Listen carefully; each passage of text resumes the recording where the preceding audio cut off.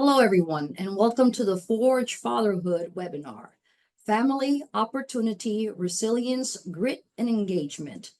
This is a webinar on the Notice of Funding Opportunity, or NOFO, and for the applicants interested in this opportunity. Next. I'm Payne, and I am a branch chief in the Fed Innovation Division, overseeing an amazing team that is responsible for 55 discretionary grants. And we also lead or participate in a myriad of research, evaluation, and TA activities. I'm here with two of our outstanding Family Assistance Program Specialists, or FPSs, John Allen and Tanya Howe, and we're excited to provide you an overview of one of our new funding opportunities, Forge Fatherhood. Next.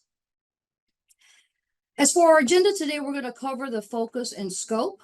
We're also going to talk about the Responsible Fatherhood Program and what is really important to know.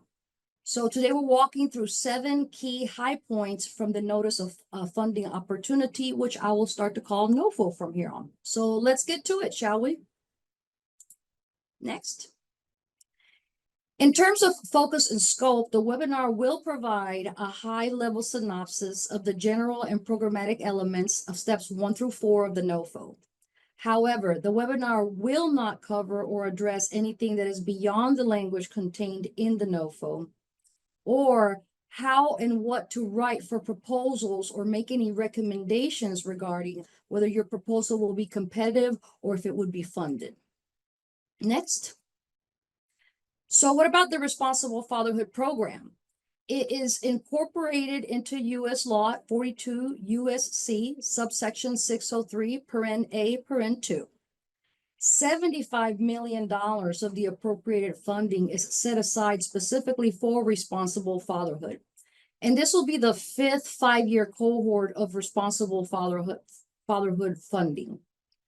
This really matters because our research shows that involved fathers are essential in raising children, and they serve as models for the development. Also in the U.S., 1 out of every 4 children, or over 19 million children, live in a home without their biological father. And more engaged fathers, including non-resident fathers, can help foster a child's healthy physical, emotional, and social development. Therefore, the Administration for Children and Families, or ACF, aims to achieve the following through the Responsible Fatherhood programs. 1, strengthen positive father-child engagement. 2, improve social and economic outcomes for fathers and their families. 3, improve healthy relationships, including couple and co-parenting, and promote or sustain healthy marriage. Next. Authorized activities include promote or sustain marriage, responsible parenting, and economic stability. All 3 broad statutory categories must be implemented in the funded projects, and each category then lists specified activities. The projects are not required to implement all of the activities, but must select from the activities under each broad category. Next. As we speak of the foundation for this funding, let's also talk a little bit about who we are. We're in the U.S. Department of Health and Human Services, the same as CDC, FDA, and NIH, and we're in the Administration for Children and Families. We oversee many of the human services of the Department of Health and Human Services. For example, you've heard of Head Start, right? And you've probably heard of the Children's Bureau, which addresses child abuse and neglect systems. Both are our ACF colleagues. Within ACF, there's also the Office of Family Assistance. We're most known for the Temporary Assistance for Needy Families, or TANF. I know you've heard of TANF. Well, tucked in that TANF office are Healthy Marriage and Responsible Fatherhood programs, TAP. So we're in this Family and Economic Stability Demonstration and Innovation Division. We're responsible for the discretionary grants of OFA, while also working closely with the other family or father servicing offices across ACF. Next.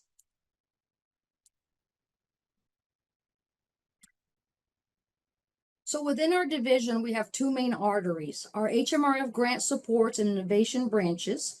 We've divided these 2 branches regionally. One is set in the south and east, and the other in the north and west.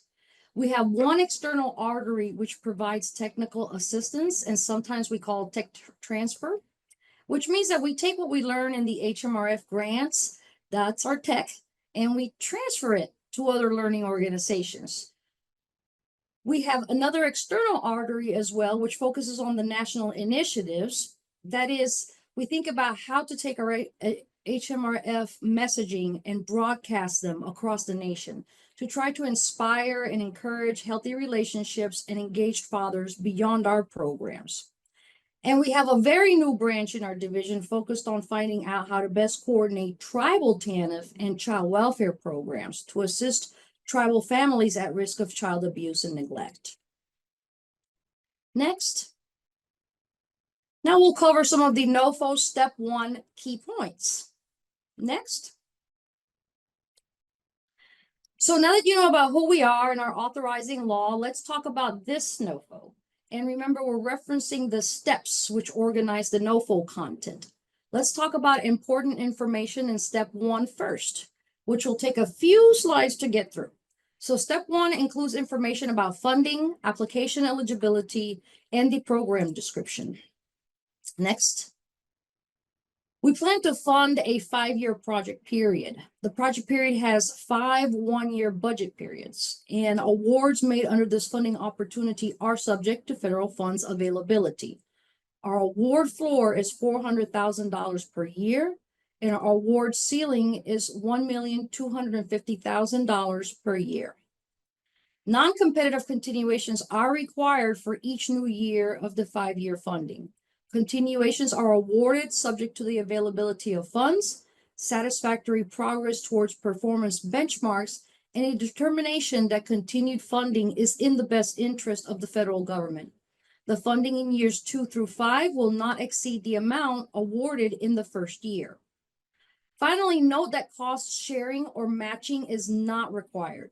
If you choose to include cost sharing funds, we won't consider it during review. However, we will hold you accountable for any funds you add, including through reporting. If you don't provide your promised amount, we may have to decrease your award amount or use other enforcement actions. Next. This program has 3 possible scopes of service. You must choose a scope based on your organizational capacity and must apply for a funding level that aligns with that capacity. You must design a project that aligns with your scope with a clear documented need for that specific level of intensity. So large scopes can be funded from $750,000 to $1,250,000. Small scope at $400,000 to $749,999. And emerging scope also from $400,000 to $749,999. This category actually is for the organizations that are not prior HMRF award recipients and express a need for and a willingness to participate in capacity building technical assistance from ACF. So this may include assistance with some of the following project aspects: marketing and outreach for programming, fostering partnerships, delivering the HMRF services, for example, curriculum-driven workshops. Also, recruiting and retaining program participants, staffing, including hiring and management structure, and managing the data. Next.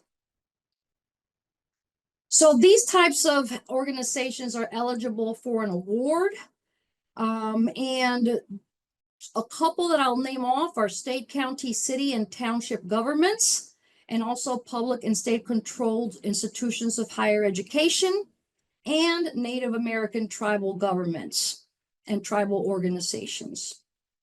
Now, some of the other eligibility criteria also includes individuals, including sole proprietorships and foreign entities, are not eligible. Faith-based and community organizations that meet the eligibility requirements are eligible for awards under this funding opportunity. And for-profit entities, including for-profit colleges or universities, are not eligible to apply or receive funds under this NOFO. Next. We will review your application to make sure that it meets these responsiveness requirements. We won't consider an application that requests funds that are above the award ceiling, is submitted after the deadline, is from an individual, including a sole proprietorship or a foreign entity, or is received in paper format that didn't have a previously approved exemption from ACF. Also, if you submit the same application more than once under this notice of funding opportunity, we will acknowledge the last on-time submission. And an applicant organization may submit only one application in response to this announcement. So in terms of the selection process, when making funding decisions, we consider merit review results. So these are key in making decisions, but they're not the only factor. Organizations serving emerging, unserved, or underserved populations may also be considered.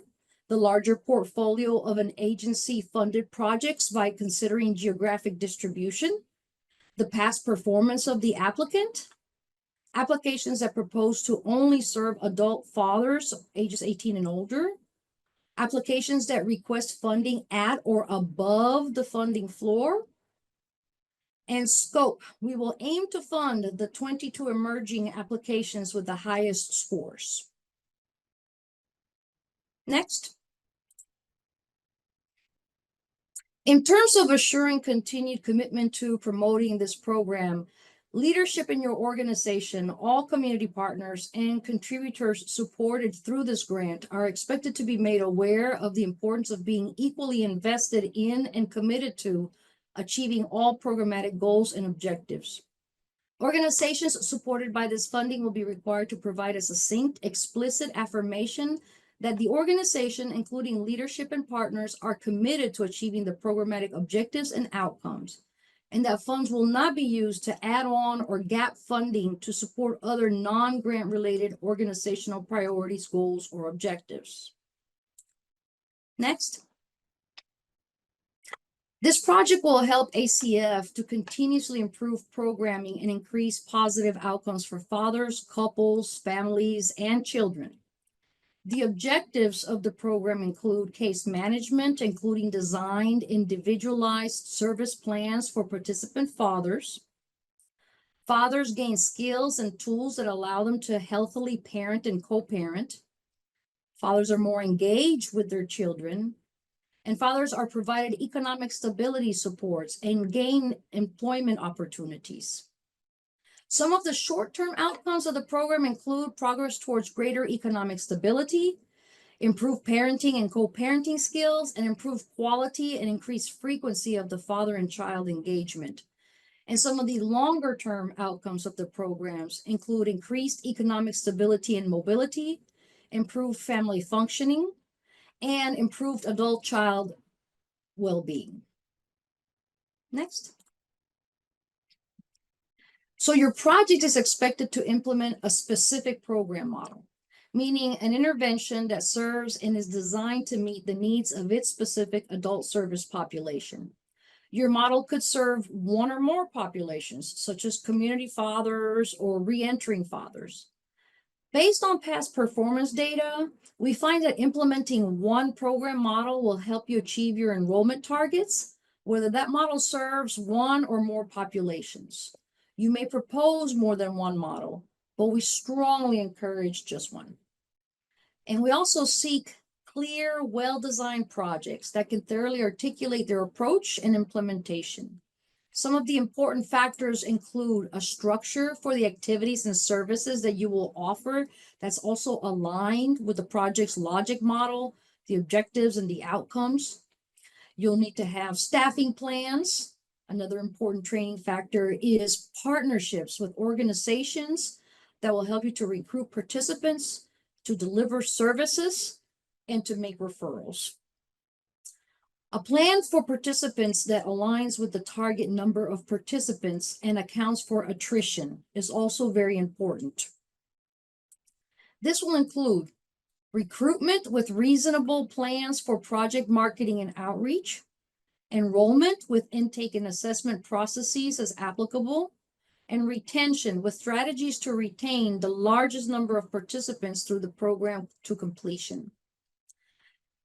Curricula that meet standards for hours and delivery format, and a monitoring plan that ensures the fidelity of the curricula, that is, whether the curriculum is delivered as intended. Whenever practicable, a cohort-based design where a group of fathers receives programming together over time from start to finish. This design should align with the participant needs and goals, including online cohorts when appropriate, such as for incarcerated fathers. There should also be case management and additional services to address those individual participant needs, to support participation, and to make links to services that are not fundable under this NOFO. A broad array of community-centered strategies to promote responsible fatherhood, and systematic data collection and protection of personally identifiable information, and CQI. Next. So now we'll talk about the authorized activities. And you must implement each of the 3 authorized activities provided here. Each category contains a range of specific activities which may be combined to accomplish the outcomes described in the NOFO.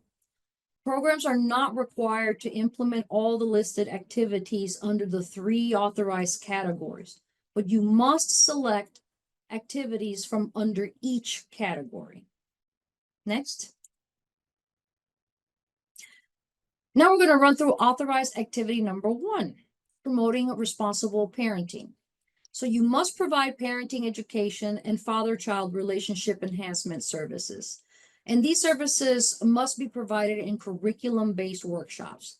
These services must include the following critical components: understanding child development and child behaviors, promoting positive communication with children and other family members, setting limits and using nonviolent discipline techniques, developing or rebuilding trust, self-regulating and co-regulating to support, and several others. And then the activities to promote responsible parenting as listed in the legislation include counseling and mentoring, also mediation, sharing information about good parenting practices, skill-based parenting education, and encouraging child support payments or other methods. Next. Authorized activity number 2, promoting or sustaining healthy marriage. You must provide healthy marriage and relationship education and skills building services. These services must be provided in a curriculum-based workshop. These services must include the following critical components: communication skills, including expression, discussion, and negotiation skills, conflict resolution, anger management, and problem solving, promotion of the benefits of marriage and 2-parent involvement, and lastly, education, counseling, or mentoring on family finances, including household management, budgeting, banking, and handling of financial transactions and other home maintenance. So in addition to the curriculum-based workshops, your project is expected to also provide at least 1 additional activity to promote or sustain healthy marriage and relationships. Activities to promote or sustain healthy marriage as listed in the legislation include counseling, mentoring, and providing information about the benefits of marriage and 2-parent involvement for children, sharing information of the causes of domestic violence and child abuse, premarital counseling, marital inventories, and divorce education and reduction programs, including mediation and counseling, amongst others. Finally, our project is expected to integrate and sustain this emphasis on promoting or sustaining healthy marriage and relationships throughout the life of the project. Next. All right, so authorized activity number 3, and this is fostering economic stability. You must provide economic stability services. Activities related to employment are particularly important in the FORGE program. Data from previous fatherhood programs suggests that over 50% of the fathers who participated in these programs were unemployed at the time of enrollment, and that fathers are more likely to be employed after enrolling in a fatherhood program. Your projects should provide at least 3 distinct economic stability and employment activities, and focus case management on economic stability and employment. You're also strongly encouraged to foster productive partnerships based on signed performance-based MOUs or memorandums of understanding. Those should be with employment-focused organizations in your community, such as American Job Centers and other training and employment work programs funded under Workforce Innovation and Opportunities Act. And the activities to foster economic stability and employment as listed in the legislation include workforce services, job search, job training, job enhancements, providing employment materials, coordinating with existing employment services such as welfare to work and apprenticeship programs, and referrals to local employment training initiatives or other methods. Now, economic stability and employment activities can also include encouragement to help with things like resume writing, job searching online and job fairs, job referrals, job placement, and trainings. Now, economic stability and employment services should also include post-employment supports and follow-up activities to help participants gain and retain employment as they move towards economic self-sufficiency.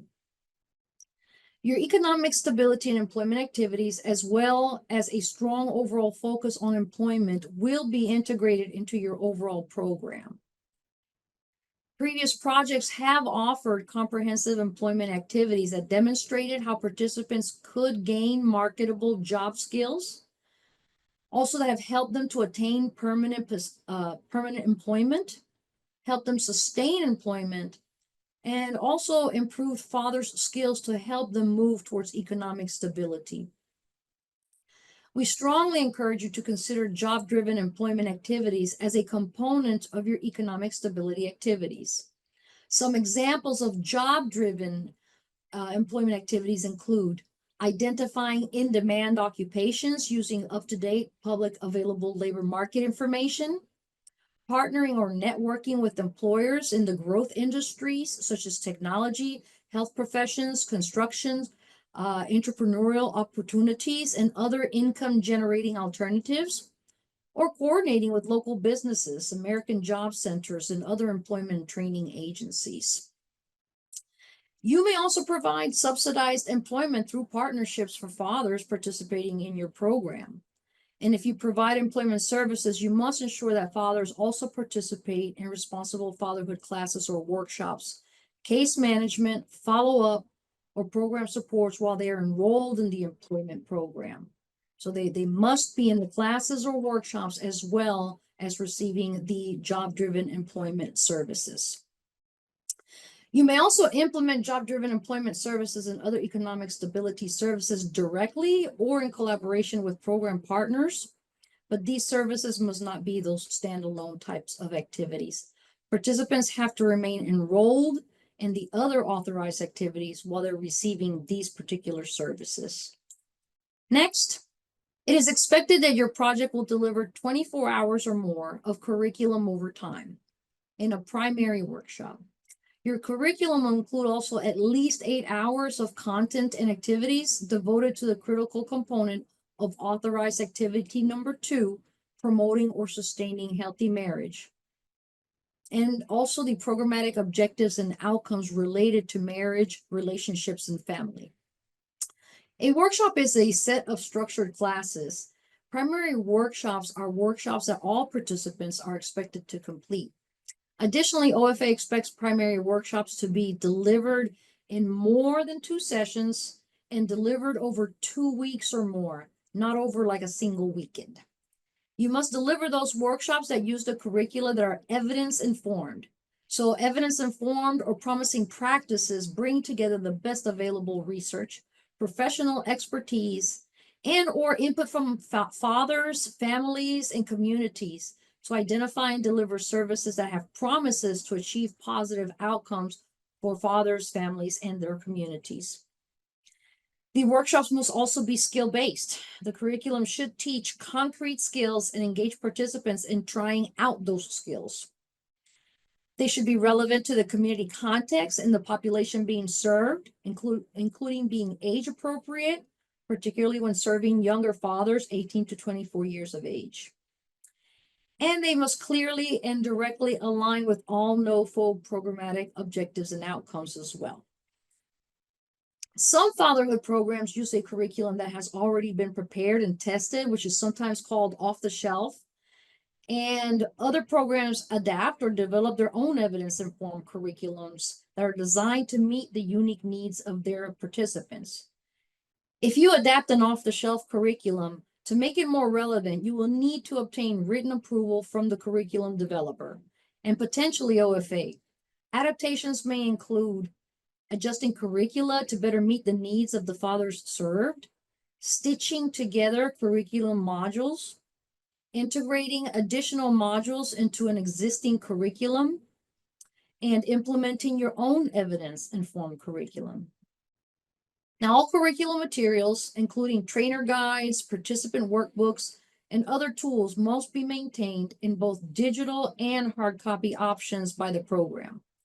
Curricula is expected to be delivered with fidelity and consistency across program cohorts. Curricula and workshops must be father-focused, promote positive relationships, including father-child, father-spouse, or father-co-parent relationships, include staff development and training components, and use technical support provided by the curriculum developer to ensure fidelity when implementing the curriculum. To ensure curriculum integrity, curricula designed for group-based settings must be delivered in groups. You cannot use them in a one-on-one setting, except for those makeup sessions. You may also offer supplementary workshops, that is, workshops to supplement the primary workshops you provide, such as workshops to address specific topics that would benefit some but not all of the participants, like understanding credit scores or thriving in a step family. Next. Given high rates of domestic violence, it's likely that you will serve people who are experiencing or have experienced domestic violence, intimate partner violence, or who are engaged in abusive or aggressive behaviors that meet criteria for domestic violence or intimate partner violence. You must commit to consulting with experts in domestic or teen dating violence or relevant community or state domestic violence coalitions when developing your program models and activities. You must work collaboratively with these experts to ensure that all the participants are provided access to accurate information about domestic violence and dating violence, including where to go for support or services.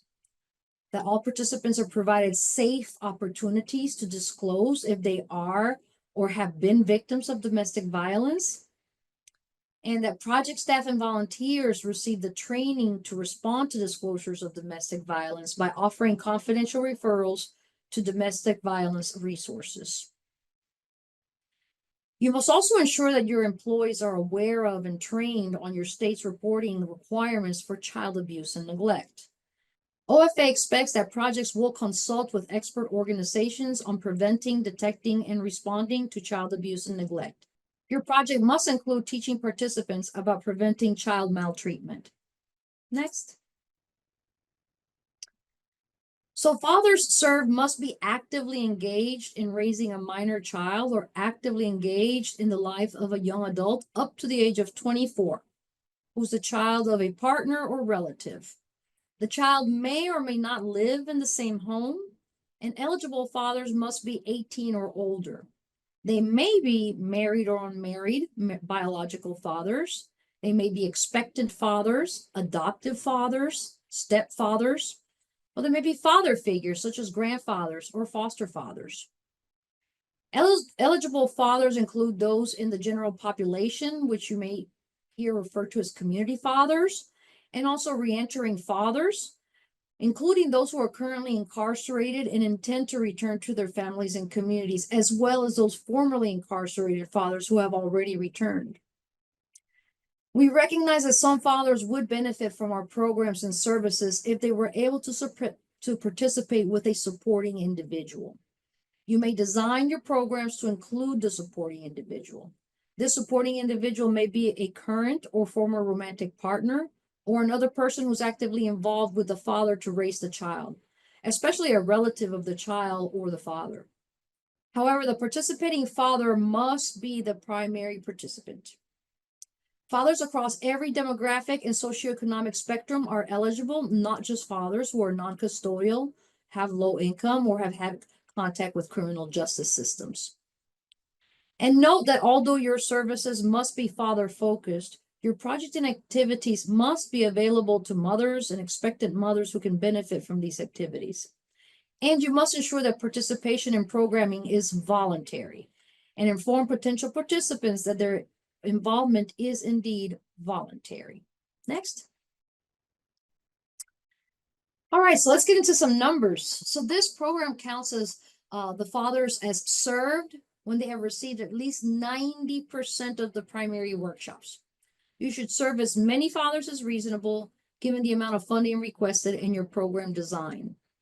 We've established a minimum number of participants that you must serve per year based on your funding levels.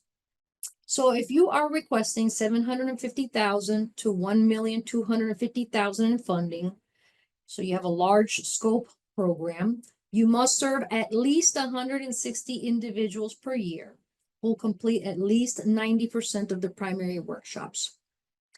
If you are requesting between $400,000 and $749,000 in funding or have prior experience conducting activities under this funding, your project is then considered small scope.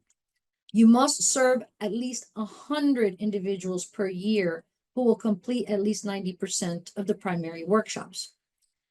And if you are requesting $400,000 to $749,999 in funding and are not a prior HMRF award recipient and are willing to participate in capacity building technical assistance, your project is considered emerging scope.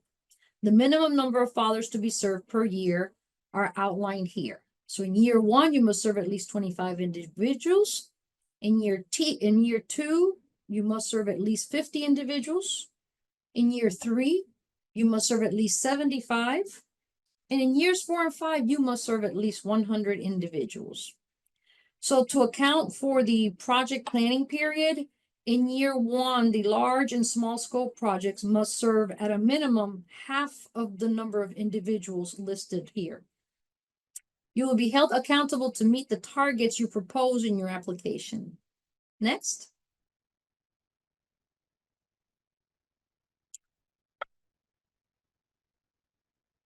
So your project should incorporate rigorous intake, enrollment, and other strategies that assess participant needs, skills, and their interests. You should use assessment processes or tools that help project staff to make decisions about such things like matching between the program and the needs of the participant, ways that you may increase participation in the program, and any additional strategies for each individual based on their particular abilities and needs. Your strategies for intake, enrollment, and assessment should include the following as appropriate. Comprehensive intake tools that provide information about participants to help staff determine their needs, skills, and interests.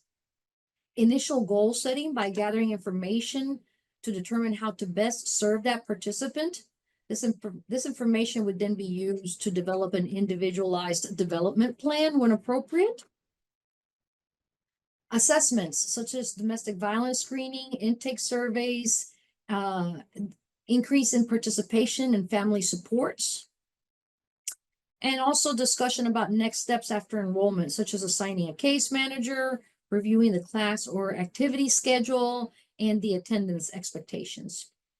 So your projects must include intensive case management strategies that either provide direct services or they link the participants to community-centered support services.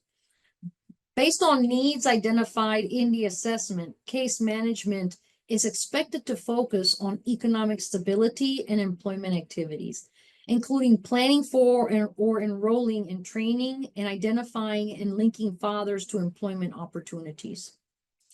So case management may include things like regular contact with each participant to facilitate program retention, completion, and access to their needed support services. And it may also include more intensive services related to employment and economic stability.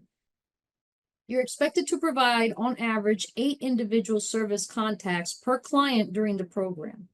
An individual service contact is a substantive interaction between a staff member and a participant focused on programming. So for example, to make up a missed workshop session.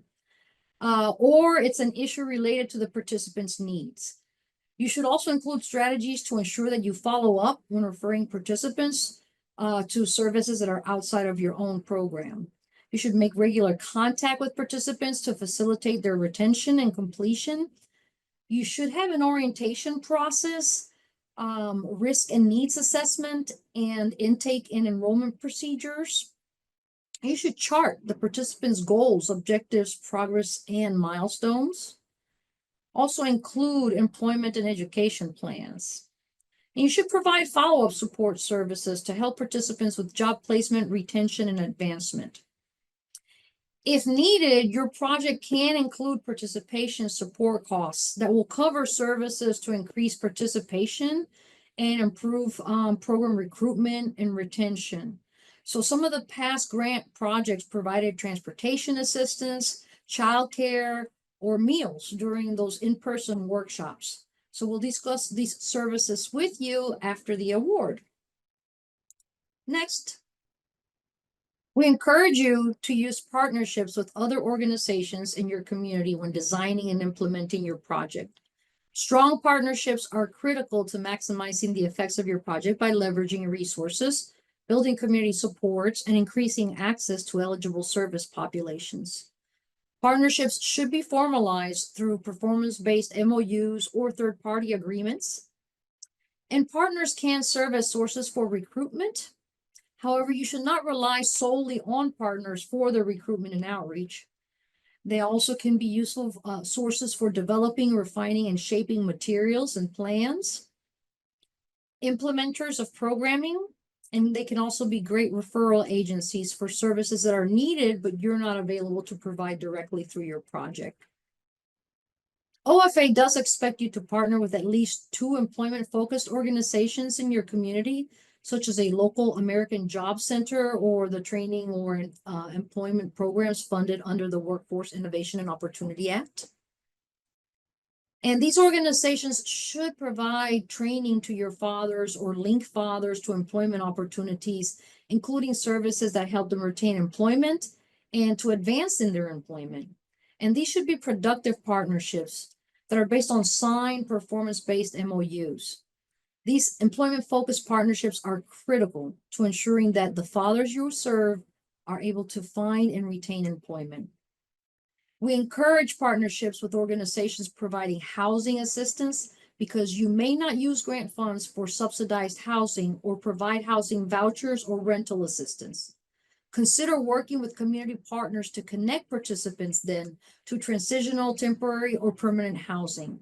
Stable housing is a key factor associated with increased parent-child contact, family stability, and reentry. Now, some parents or their children may receive cash assistance or other supports from local TANF agencies. You may want to establish a collaboration with the local TANF agency as well. The TANF agency can provide you with potential participants, and your project can provide activities that can help young parents meet their TANF work requirements. We encourage partnerships with local child support agencies because you may not use grants funds for child support payments or assistance. Many fathers served by responsible fatherhood projects are in the child support system or have child support obligations. You might consider establishing strong, positive referrals to or in-kind collaborations with local child support agencies. These collaborations can really help the fathers understand their child support rights and responsibilities. And other partners may also include Healthy Start, child welfare agencies, and local substance abuse and mental health agencies, amongst others. Next. So organizational requirements include project management and staffing. Your organization and staff must demonstrate the capacity and experience to carry out the project activities. You must include the following key project positions: project director, project manager, data manager, and financial officer. The project director should not be the authorized organizational representative. You must plan to hire one full-time project director or a combination of a part-time project director and a project manager, where the two positions equal at least one full-time position and where the project director holds at least a 0.5 full-time equivalence. We strongly recommend hiring at least one full-time lead responsible for the day-to-day operations and implementation of the program and to oversee, monitor, and manage the program. Another organizational requirement is geographic location. So you must have a physical presence in the community, the city or the county where you're providing the services, even if some of your services are virtual. A physical presence means a demonstrated ability to directly monitor and oversee the service provision, staff and facilitator training, programmatic, legal, regulatory compliance in the service area, and also your agreements with your partner organizations. This physical presence is critical to ensure an understanding of the needs and resources of each community in which your program participants live, work, and where they strive to strengthen their families. In addition, having a physical presence enables participants to connect in real life with other caring adults. Now, we will also hold an entrance conference and also an annual OFA-led HMRF recipients meeting. You must attend the entrance conference, which will be held during the first year of the grant. And you must also attend the annual OFA-led HMRF recipient meetings throughout the project period. The project director and up to 3 additional key staff must attend the entrance conference and annual meetings. And you'll also have a planning period. So the large and the small scope recipient organizations are going to be given up to 6 months for intensive and comprehensive implementation planning. And planning activities may include, but this is not limited to, updating and refining your need for assistance, finalizing MOUs, interagency agreements, or other third-party agreements, obtaining curriculum deviation approvals, and training staff and setting up operations to include setting up to collect performance measurement data in the Information, Family Outcomes, and Reporting and Management System, also known as INFORM. And emerging scope recipient organizations will be given up to 12 months for intensive and comprehensive planning, capacity building, and initial implementation based on an individualized assessment of their capacity, strengths, and needs. So large and small scope recipient organizations will be able to pilot their program models or portions of their program models during the planning period. So that might be as early as January 2 of 2026 if they meet specific readiness criteria.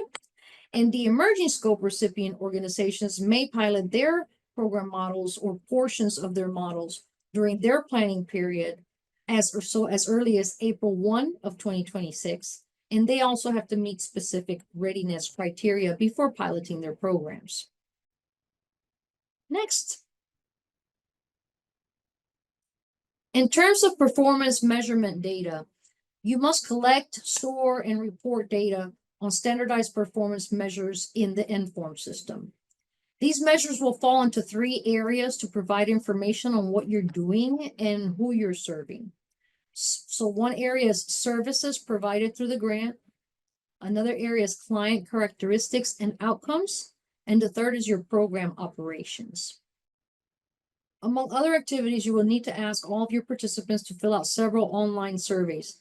You'll also need to record information on participants, such as when each one attends a workshop session. The good news is you may use grant funds to purchase computers or tablets so participants can take the online surveys, headphones for those who wish to hear the computer read the surveys, and maintenance plans. For this program, you must develop, implement, and regularly update a CQI plan that uses data and resources to improve program performance and identify areas for further analysis and improvement. You must develop your initial CQI plan within 3 months of the award. And you will be expected to show evidence that you're carrying out, updating, and refining that plan. Your CQI activities should be linked to your project's objectives. Federal government also sponsors federally led evaluations and other research activities. So if you're asked to participate in federally led research activities, whenever feasible and when there is interest, you are asked to engage fully and to adhere to all the research and evaluation protocols that are established by ACF to be carried out by its designee contractors. And local evaluations or grantee-led evaluations. So post-award, you'll have the opportunity to submit a proposal to implement a grantee-led evaluation. You're not required to propose a local evaluation in your application for this grant or after the award. If you wish to propose a local evaluation post-award, you should include funds in your first year budget to partner with an evaluator to develop the evaluation plan proposal. If your local evaluation plan proposal is approved, you will receive supplemental funds for the evaluation. Next. These grants are cooperative agreements, and that means that OFA will work in close partnership with you and be substantially involved in various aspects of projects funded under this NOFO. These cooperative agreements will outline the roles of both ACF and the recipient. ACF's involvement includes assigning a family assistance program specialist to monitor and evaluate performance and provide guidance and technical assistance to help you achieve project objectives and ensure that you manage federal funds properly. Providing significant guidance, consultation, and timely review on all project-related materials and deliverables.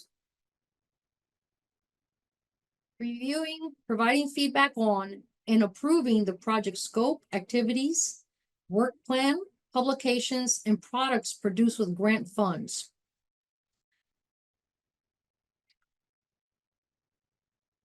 We do not expect that the cooperative agreement will change the project requirements for the recipients under this NOFO.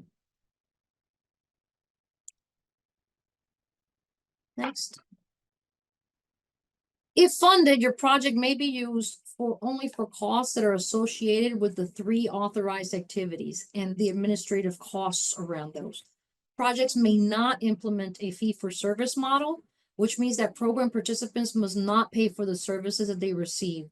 In addition, you may not use these funds for construction, purchase of real property, major renovation, supplanting your other funding, pre-award costs, programming, or activities that are not necessary and reasonable for the performance of the award or not applicable to the project, such as diversity, equity, and inclusion, or DEI programming, and services and activities that inculcate or promote gender ideology. You also may not fund support services such as legal assistance, healthcare, mental health treatments, child support payments, rent or housing subsidies, and substance abuse treatment. Next. All right, we've covered a lot, but one thing that is very, very important is for you to please be sure, if you haven't already, to visit sam.gov and grants.gov to create accounts. The sam.gov account provides a unique entity identifier, or UEI, which you need. And you'll have to maintain the registration at sam.gov throughout the life of your grant award.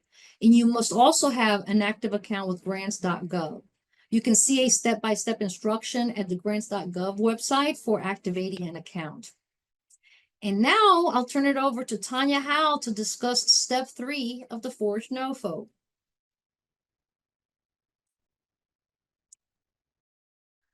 Thank you, Taffy. Hi, I'm Tanya Howe, Family Assistance Program Specialist. I will guide you through the next several slides for step 3. This section outlines your application contents and the format. So let's start with application components. This section is critical, so please follow the instructions carefully. As mentioned earlier, you should submit 2 files plus the standard forms. Make sure your authorized official certifies your application. File 1 will include the 4 major sections listed, as well as the budget narrative. File 2 will include all other attachments. Standard forms are outside of those listed in File 1 and File 2. They do not count in the 100-page limit. So Please follow the formatting requirements on accepted file formats, document formats, font, and spacing. Again, it is critical that you follow the instructions carefully. Next slide, please. All right, let's begin with your project narrative. This section is where you address all your proposed activities. This is a highly critical section, and it will be evaluated using the merit review criteria and ranked based on application scores. Please note, substance and measurable outcomes are more important than length. You must explain how your project will meet the purpose of the NOFO. Make sure it's clear, concise, and complete.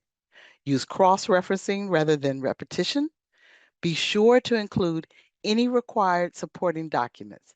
And most important, use the headings and order of the sections that follow.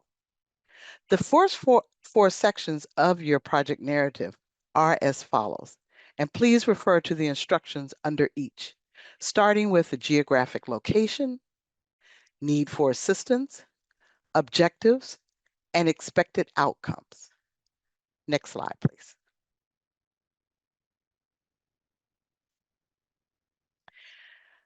The next section of your project narrative is the approach. Now, this is an overall approach, which outlines your action plan, implementation strategy for each year of the 5-year project period, how you will accomplish your proposed project, potential obstacles and challenges, and what strategies you will use. Follow the bullets in the NOFO under this section for further guidance. Now, key areas to cover: assuring continued commitment to promoting this program. Program model. Now, your program model is the intervention you design to serve one specific adult population. For example, community fathers or reentry, which also includes incarcerated fathers. Note that with your program model, you may propose more than one adult population, but we encourage just one. Each model chosen must include a marketing, recruitment, and retention plans aligned with your target number of participants specific to the population you choose. If you choose to serve more than one model, then you must include one or more curriculum-based workshops and target numbers. For example, programs can choose to serve community fathers selecting a particular curriculum for that population and specific target numbers. Programs can also choose to serve reentry fathers selecting a particular curriculum for that population and specific target numbers, therefore providing separate program participant target tables for each. Now, earlier, Taffy outlined the 3 authorized activities. Number 1, promoting responsible parenting. Number 2, promoting and sustaining healthy marriage. And number 3, fostering economic stability. In this section, you will outline the first authorized activity approach. Number 1, promoting responsible parenting. The intent is that each of your authorized activities clearly shows specific content, which includes curriculum and related activities.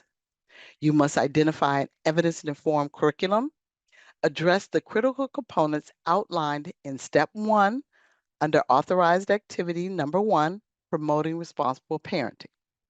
Address the programmatic objectives and outcomes, describe how the curriculum will be incorporated into your primary workshops, and describe the concrete actions to integrate into your program model.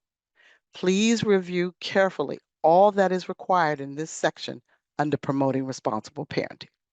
Next slide, please. Now remember, we ask that you use the headings and order of the sections that follow. If I mention any section that is out of order, please use your NOFO as your final guide. So the next section would be curriculum-based workshops. This section, you will describe your workshop series that align with your curriculum-based workshop section the curriculum workshop section of the program description in step 1. How it is evidence informed, relevant to the community, and aligns with the objectives and outcomes. Please note again, under this funding, the curriculum hours must be 24 hours or more, but note 8 hours must be devoted to authorized activity number 2, promoting or sustaining marriage. Please include reasonable rationale how this will create positive change and provide a description of any adaptations to the curriculum and state that you will seek written approval from the developer and OFA. Again, please read this requirement carefully. Next slide, please. In addition, please address the following headings: domestic violence requirement and child maltreatment. Next, your program participation targets. Under this heading, you must use the targets shell document found in the appendix to identify your program participation targets for each project year. For this NOFO, targets should only be for individuals, not for couples. Please make note, based on the scope of funding, whether that's large, small, or emerging, that you choose the correct annual target numbers. How many fathers you will enroll, how many will attend at least one primary workshop, attend at least 50% of primary workshop, attend at least 90% of primary workshop, and or attend at least 100% of primary workshop each year, workshops each year. Emerging scope applicants. Make sure that you clearly state in this section that you have not previously been directly funded by HMRF. Next slide. Participant eligibility and service population. As part of your approach, please include participant eligibility and the service population, confirming that fathers you serve are ages 18 and older. Voluntary participation, make sure you describe how you will ensure and inform that participation is voluntary. Next, address client needs. Please include the following areas. Please also read the guidance for each carefully. So your intake, enrollment, and assessment of needs, your case management plan, and grant-funded participation supports. Next slide, please. Make sure you outline any partnerships and include signed MOUs that clearly outline responsibilities and timelines for each. Under project performance plan, make sure you describe a plan of how you will monitor and analyze your project's performance and how it will contribute to continuous quality improvement. Again, follow the instructions provided under each. Please note, if you are reserving funds in your first year budget to partner with an evaluator to develop a local evaluation plan, you do not need to discuss in the year 1 project narrative or budget narrative. It's only if you wish to do so. Next slide, please. As I mentioned earlier, the intent is to make sure that each authorized activity shows a clear separate description within your approach. Authorized activity number 2, promoting or sustaining marriage. In this section, please review the requirements carefully. You want to provide evidence-informed curriculum that address the critical components outlined in step 1 under authorized activity number 2, promoting or sustaining healthy marriage. There must be at least 8 hours of curriculum devoted to this authorized activity. Once you have selected the curriculum, you then must select one additional activity that you will integrate into your program model. Please refer to the list of authorized activities in the legislation listed in step 1 under program description under the authorized activity number 2, promoting or sustaining healthy marriage. Next activity is number 3, fostering economic stability. Please provide at least 3 distinct economic stability and employment activities. Again, please refer to the list of the authorized activities in the legislation, which is listed in step 1 under program description for economic stability. You want to make sure you provide a focused case management plan on economic stability and employment, and also please show that you have at least 2 productive partnerships with employment-focused organizations. In addition to activity number 3, you can choose to provide job-driven employment, which is optional as part of economic stability. Remember, if you choose this category, please follow the 4 principles under job-driven employment section of the program description. You can also provide subsidized employment through partnerships.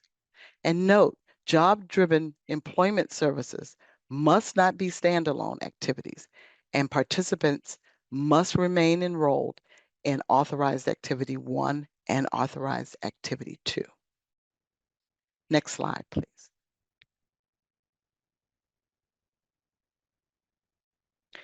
The next section is organizational capacity. This is where you will show evidence of relevant experience and expertise, including your experience in the community. Please review this carefully to provide information under the heading that is specific to you, whether you're applying for large scope, small, or emerging. Next slide, please. The next area of organizational capacity will address your project management and staffing. Please note that you must provide a titled project director position that may be at 100% FTE or at 50% only if there is a project manager at 50% as well, so that both positions must equal 100%. Please also outline all key staff positions clearly. Next slide, please. The next section of headings to address are project timeline and milestones, your plan for oversight, a logic model, project sustainability plan, protection of sensitive and confidential information, dissemination plan. Please follow the full instructions outlined under each of these headings. Next slide. Line item budget and budget narrative. Make sure you read this section carefully and provide a clear and detailed line item budget. Your budget narrative should support the line item budget. As I stated earlier, if you are actually doing a budget for a local evaluation, you may include first-year funds for developing evaluation plans in this section. It is optional. Next slide.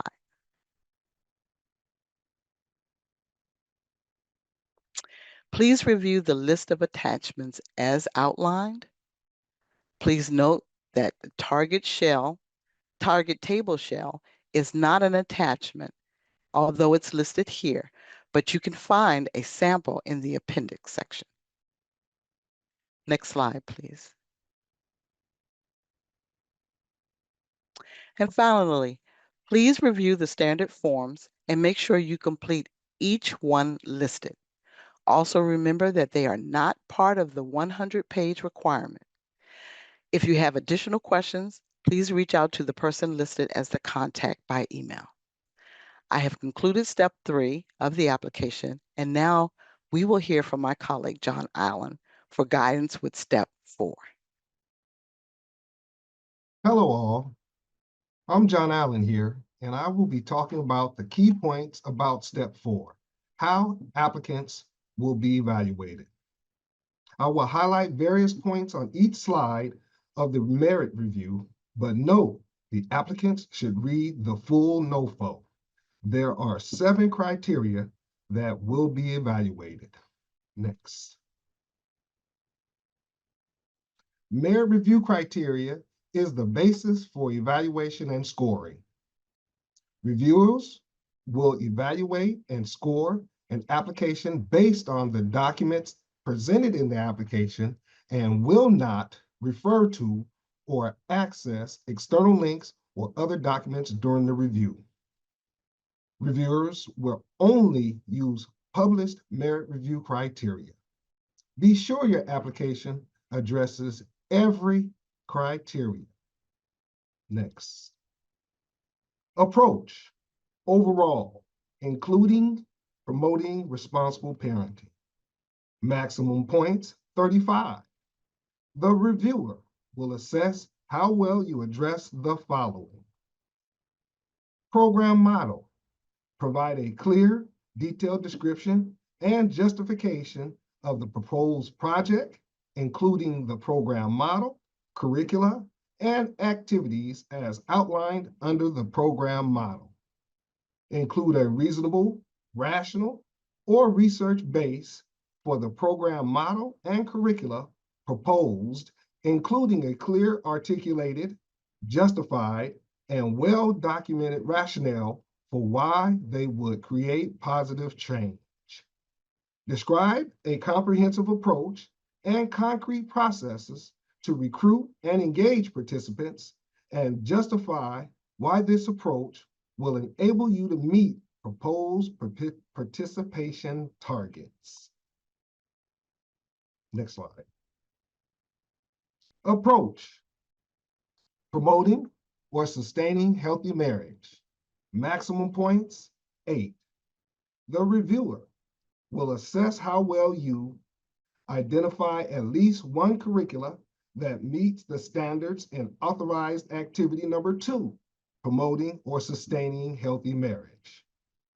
Describe how you will make the curricula a part of and/or incorporate it into your primary workshop. Approach. Fostering economic stability. Maximum points, 8. The reviewer will assess how well you describe how these activities, as well as a strong overall focus on employment, will be integrated in your overall program model. Describe how this approach will result in obtaining, retaining, and/or advancing in employment. Next slide. Organizational capacity. Capacity to deliver services at selected scope. Maximum points, 24. The reviewer will assess how well you describe your current operational budget and clearly show how it aligns with the project scope and funding level you requested, as shown in your financial statement, audit reports, or other statements. Clearly describe the services your organization has provided and link this to current capacity. Organizational capacity, project management, and staffing. Maximum points, 15.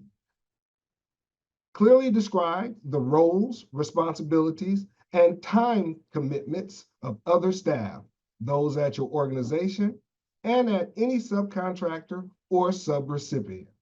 Identify the data manager and financial officer. Describe how these staff members have sufficient experience and qualifications to successfully carry out their roles. Next slide. Performance measures, CQI and logic model. Maximum points, 3. The reviewer will assess how well you do the following.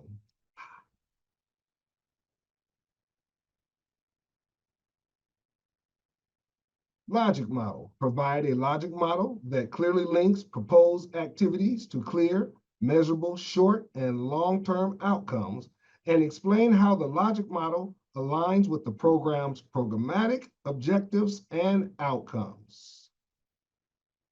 Budget and budget justification. Maximum points, 7. The reviewer will assess how well you show that the proposed project activities, services, and client participation levels clearly align with the funding level requested. Describe a plan for fiscal management that demonstrates structure and accountability of your organization and any subcontractors. Next slide. Selection process. When making funding decisions, we consider the past performance of the applicant, applications that request funding at or above the funding floor. We may fund applications in whole or in part. We may fund applications at a lower amount than requested. We may decide not to fund a project with high startup costs or unreasonably high operating costs. We will not fund a disqualified application. We will not fund an incomplete application. Next slide. Contacts for Fatherhood Forge, NOFO, at OFA, Tanya Howe at OFA@grantreview.org. At Office of Grant Management, Talina Bennett Reed at talinabennett@acf.hhs.gov. For supports, grant.gov provides 24/7 supports, and you can contact or email grant.gov. SAM.gov, if you need help, you can call or have a live chat with the Federal Service Desk. Next slide. And now back to you, Ms. Campagne. Thank you, John. We've shared a lot of information with you today, and we appreciate your interest in this funding opportunity. Together, we can and will continue to uplift and support fathers and families. Thank you.